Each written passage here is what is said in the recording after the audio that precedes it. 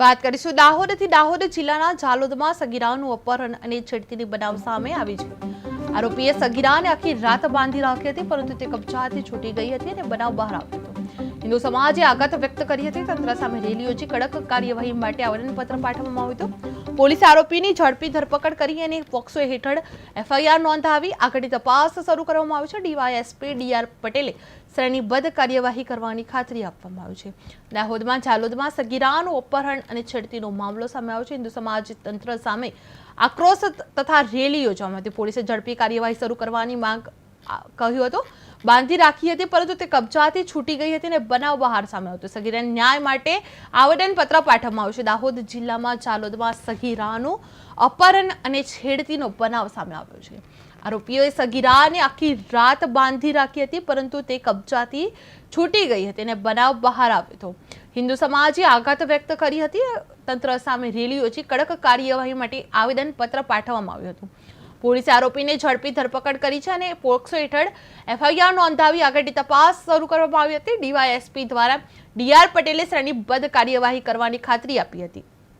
દાહોદમાં ઝાલોદમાં સગીરાનું અપહરણ અને છેડતીનો મામલો સામે આવ્યો છે। હિન્દુ સમાજે તંત્ર સામે આક્રોશ સાથે રેલી યોજી હતી। પોલીસે ઝડપી કાર્યવાહી શરૂ કરી સગીરાને ન્યાય માટે આવેદનપત્ર પાઠવ્યું હતું। ડીઆર પટેલે પોક્સો એક્ટ હેઠળ એફઆઈઆર નોંધાવી હતી।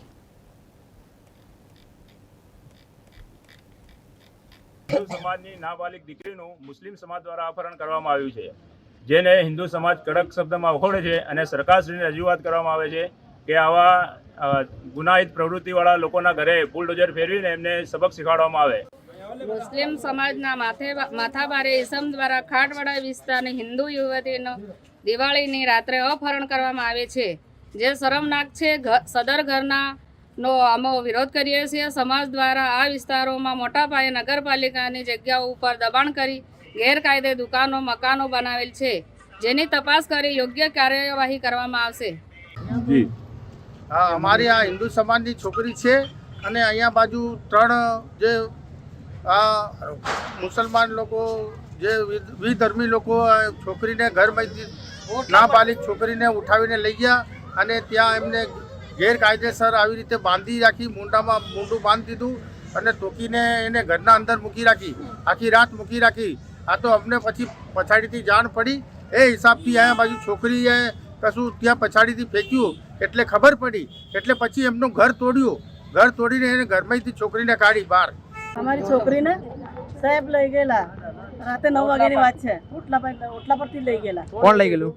આ મુસલમાન। એનું નામ જાણો છો આપ? કોણ છે નામ? તો સાહેબ કાકા નામ છે, શહેબાઝ નામ છે સાહેબ।